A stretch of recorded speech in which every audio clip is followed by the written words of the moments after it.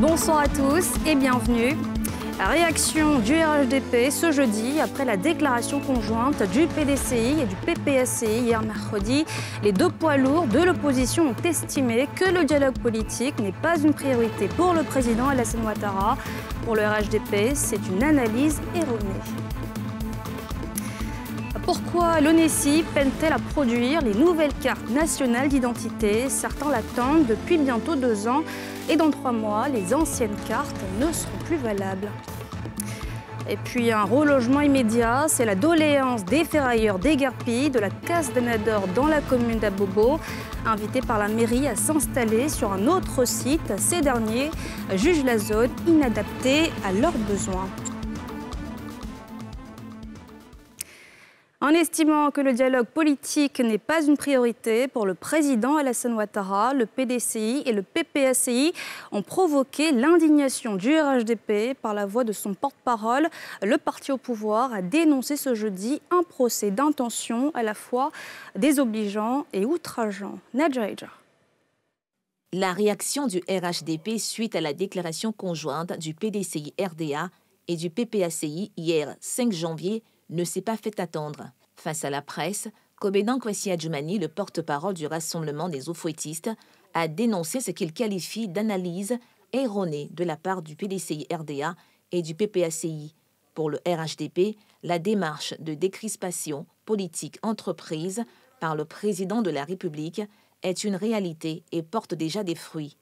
Il est important de rappeler les acquis et les décisions qui en ont résulté, notamment le dégel des avoirs, la libération des prisonniers, le retour des exilés, l'amnistie, l'indemnisation des victimes des crises successives, la recomposition de la CEI, la révision du code électoral, la réinsertion des ex-exilés dans l'administration, les rencontres de haut niveau entre les présidents Alassane Ouattara et Henri Konan Bédié, Alassane Ouattara et Laurent Gbagbo, Alassane Ouattara et Afin Guessan.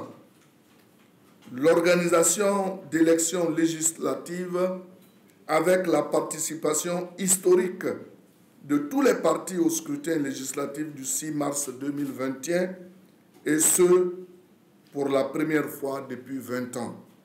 Le RHDP confirme que le dialogue et la consolidation de la paix restent des priorités pour le président de la République qui ne ménage aucun effort pour l'heureux aboutissement du processus.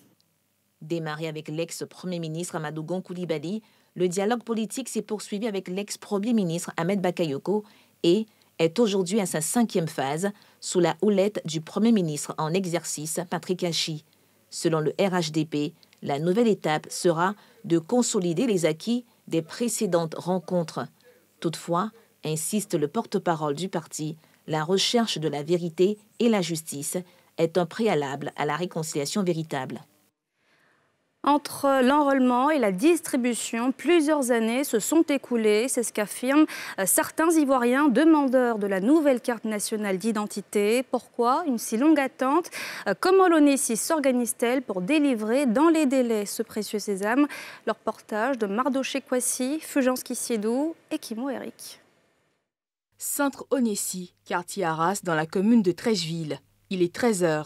Kanga François s'est fait enrôler pour la nouvelle carte nationale d'identité depuis plus de 3 mois.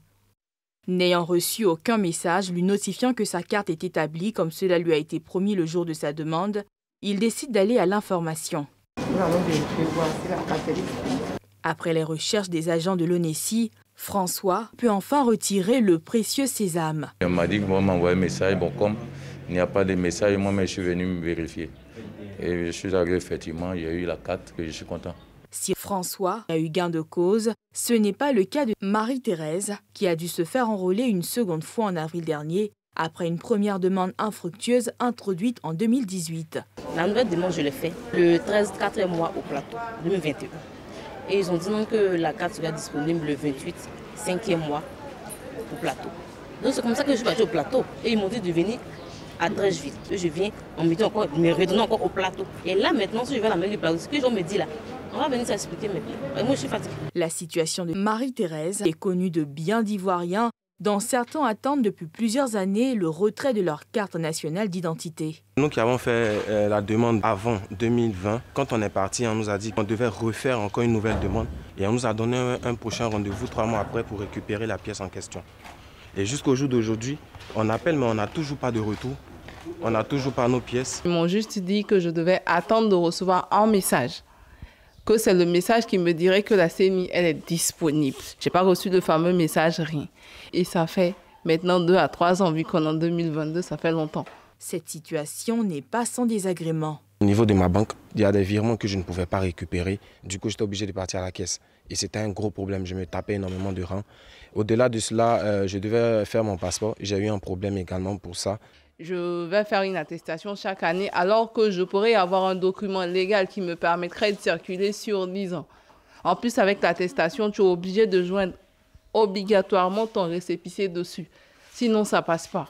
Balé Richard, chef de département Opération Nord à la direction des services aux populations de l'ONESI, explique les difficultés rencontrées et rassure. Alors il faut comprendre qu'il y a un processus de contrôle qui s'effectue après la collecte des données. Et ce processus amène donc à un certain nombre de contrôles qui font que pour certains pétitionnaires, la production des cartes nationales d'identité s'effectue rapidement.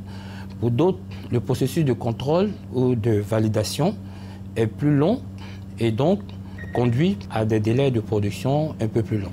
En ce qui concerne les difficultés, ils auront soit au bout du fil, soit en se présentant dans un centre, une oreille attentive qui saura recueillir leurs préoccupations et leur donner les réponses appropriées. Malgré ces explications, les plaintes des requérants ne faiblissent pas.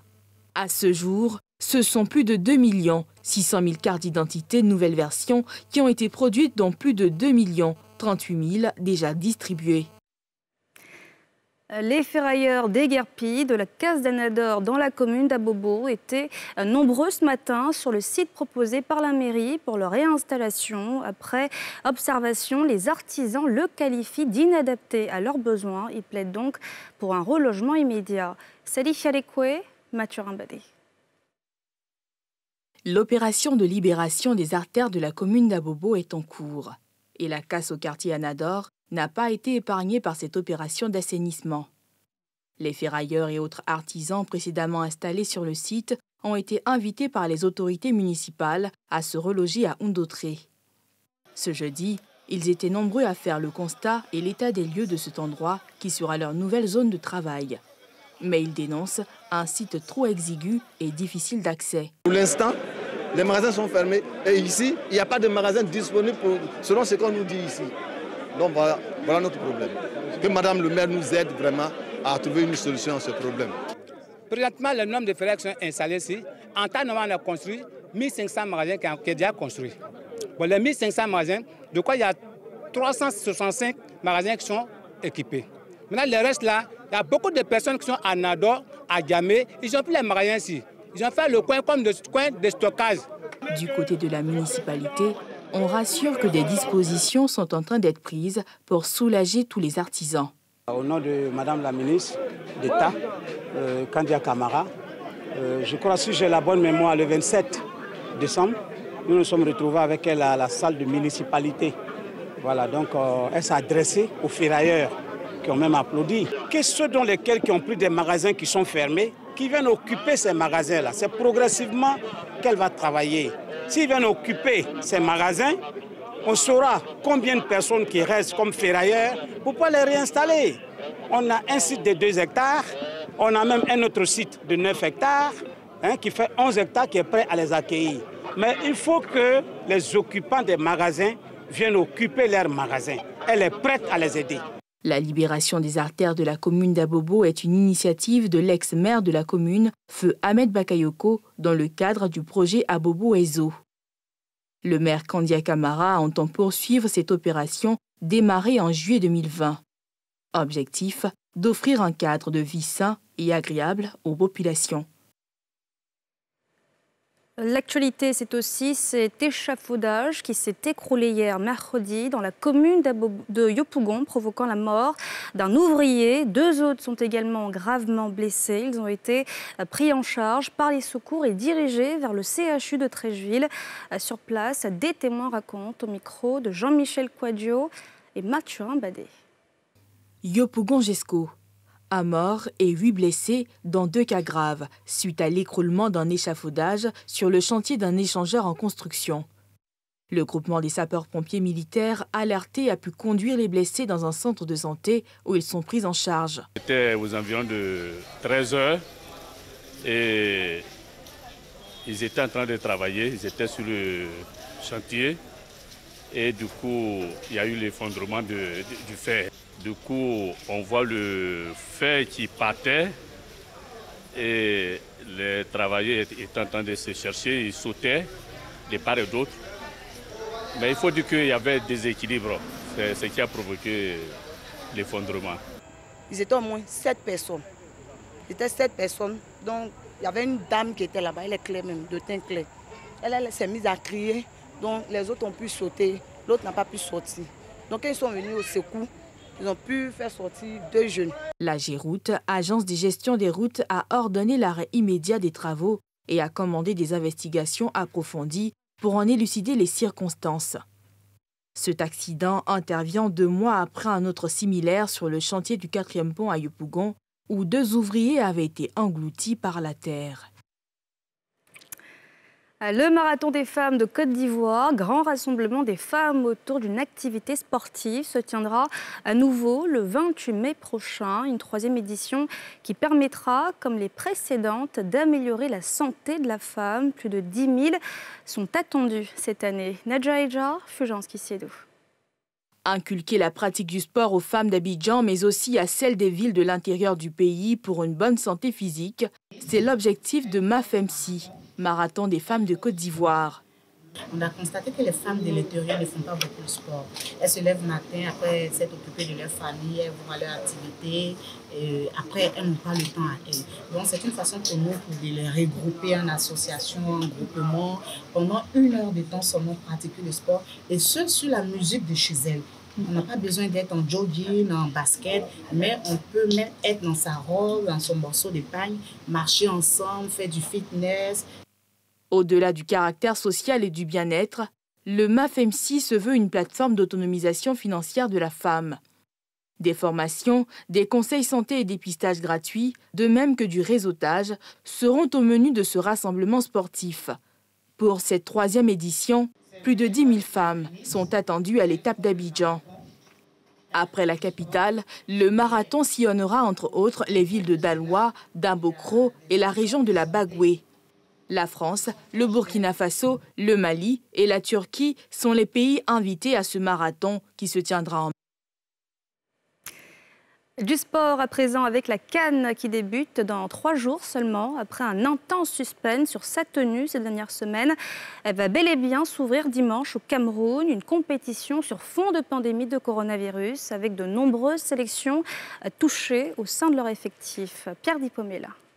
Les équipes en lice pour la CAN 2021, Coupe d'Afrique des Nations, rallient le Cameroun où vont se jouer les 52 matchs de la compétition. Mais avant l'entame, plusieurs équipes sont éprouvées avec des joueurs touchés par la Covid-19.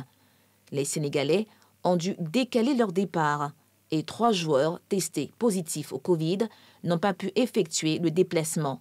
Au moins 2 cas positifs aussi dans l'équipe de Tunisie. Une équipe qui a déjà gagné la CAN, c'était en 2004, chez elle, et qui, jusque-là, était sur une belle lancée.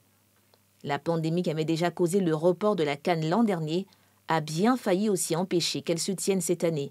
Mais malgré l'émergence du variant Omicron, elle a été maintenue. La capacité des stades sera plafonnée à 80% pour les matchs du Cameroun, 60% pour tous les autres, au prix d'un protocole sanitaire strict. Pour accéder aux tribunes, il faudra être entièrement vacciné et présenter un test négatif. Le match d'ouverture opposera au stade de Lombe, le pays hôte, au Burkina Faso. Déjà 5 fois vainqueur de la CAN, la dernière fois en 2017, le Cameroun rêve de décrocher un 6e titre chez lui. Mais il va falloir compter avec les autres favoris que sont l'Algérie, tenante du titre, et l'Égypte de Mohamed Salah. La Côte d'Ivoire, qui a fait sa préparation à Jeddah, en Arabie Saoudite, a déjà rallié Douala. Les éléphants courent derrière un 3e sacre, après celui de 1992 et 2015. Cette participation est aussi une immersion pour le pays, puisqu'il est organisateur de la CAN de 2023. Et c'est la fin de ce journal. Merci de l'avoir suivi. Restez avec nous pour la suite de nos programmes. Excellente suite de soirée sur la nouvelle chaîne ivoirienne.